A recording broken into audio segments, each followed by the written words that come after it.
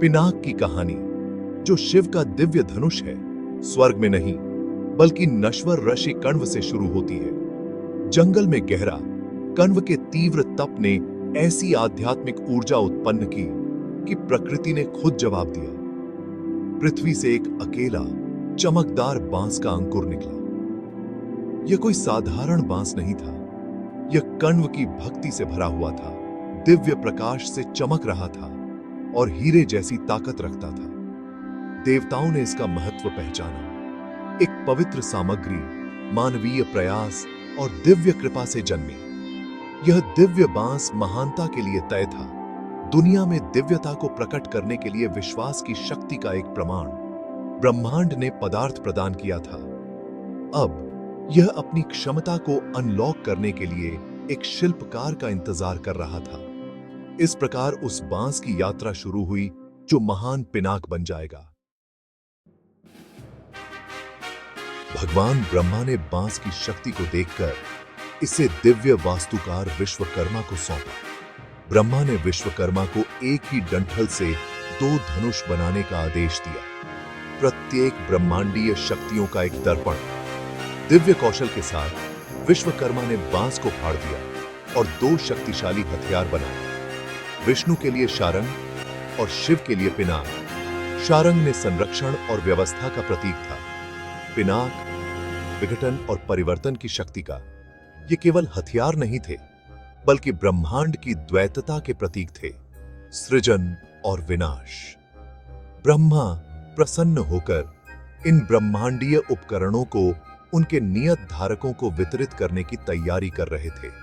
धनुषों को देवताओं और नश्वर दोनों के भाग्य को आकार देने के लिए मंच तैयार था। ब्रह्मा ने विष्णु को शारंग और शिव को पिनाक दिया। पिनाक की शक्ति पौराणिक थी, इतनी विशाल कि शिव ही इसे बिना भस्म हुए चला सकते थे।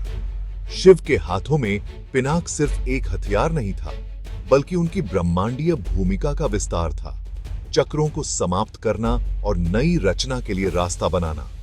इसकी शक्ति तब सिद्ध हुई जब शिव ने एक ही तीर से त्रिपुरा के राक्षस शहरों को नष्ट कर दिया, जिससे पिनाक की प्रतिष्ठा धार्मिक विनाश की अंतिम शक्ति के रूप में स्थापित हुई। युगों तक पिनाक शिव के निवास स्थान में रहा, निहित शक्ति और ब्रह्मांडीय संतुलन का प्रतीक। लेकिन नियति ने और भी कुछ तय कर रखा था।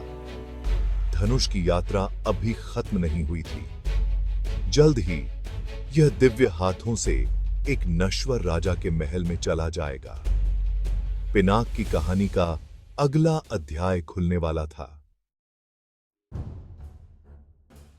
पिनाक की धरती पर यात्रा मिथिला के राजा देवव्रत से शुरू हुई, जो शिव के एक भक्त अनुयायी थे। देवव्रत की भक्ति से प्रसन्न होकर शिव ने उन्हें पवित्र धनुष सौंपा, एक हथियार के रूप में नहीं बल्कि एक अवशेष के रूप में जिसकी पूजा की जानी थी। देवव्रत ने धनुष के लिए एक भव्य हॉल बनवाया और उनके वंशजों ने पीढ़ियों तक इसका सम्मान किया। इसे चलाने की हिम्मत कभी नहीं की। पिनाक मिथिला का दिव्य रक्षक बन गया, राज्य की आध्यात्मिक विरासत का प्रतीक। यह पवित्र विश्वास राजा जनक तक पहुंचा, जो अपनी बुद्धिमत्ता के लिए प्रसिद्ध थे। जनक की देखरेख में धनुष का सच्चा उद्देश्य पूरा होने का इंतजार कर रहा था। मिथिला में नियति को प्रकट करने के लिए मंच तैयार था। सब कुछ बदल गया जब युवा सीता, जनक की गोद ली हुई बेटी ने खेलते हुए पिनाक को पकड़े हुए आसन को आसानी से उठा लिया। जनक ने इस चमत्कार को देखकर सीता की दिव्य प्रकृति को महसूस किया और धनुष के सच्चे उद्देश्य को समझा। यह उनके भविष्य के पति के लिए एक परीक्षा थी। उन्होंने प्रतिज्ञा की कि केवल वही व्यक्ति जो पिनाक को उठा और प्रत्यंचा चढ़ा सकता है, सीता का हाथ जीतेगा। इस चुनौती की खबर फैल गई, दुनिया भर से राजाओं और योद्धाओं को मिथिला की ओर आकर्षित किया। धनुष अब केवल एक अवशेष नहीं था, यह एक दिव्य मिलन की कुंजी था। वर एकत्र हुए, प्रत्येक अपनी योग्यता साबित करने के लिए उत्सुक था। स्वयंवर तय हो गया। पिनाक इसके केंद्र में था। स्वयंवर हॉल अहंकारी राजाओं और राजकुमारों से भरा हुआ था। प्रत्येक शक्तिशाली पिनाक को हिलाने में भी विफल रहा।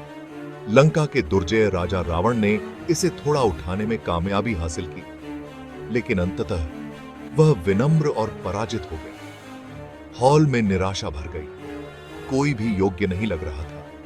फिर ऋषि विश्वामित्र ने अपने शिष्य राम की ओर रुख किया और उन्हें प्रयास करने का आग्रह किया। राम विनम्रता का प्रतीक, धनुष के पास एक विजेता के रूप में नहीं बल्कि धर्म के सेवक के रूप में गए।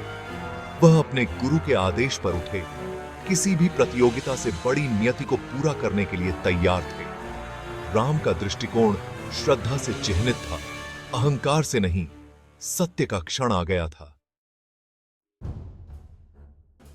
राम ने अपने गुरु, सभा और स्वयं धनुष को प्रणाम किया, फिर पिनाक को सहज कृपा से उठाया। जैसे ही उन्होंने उसे प्रत्यंचा चढ़ाई, धनुष एक गड़गड़ाहट के साथ टूट गया, जो दुनिया भर में गूंज रहा था।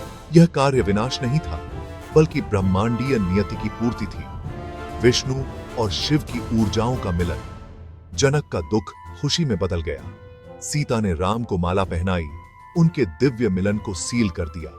पिनाक का टूटना रामायण की महाकाव्य यात्रा के लिए उत्प्रेरक था। सबक स्पष्ट था, सच्ची शक्ति विनम्रता और धार्मिकता में निहित है, अहंकार में नहीं।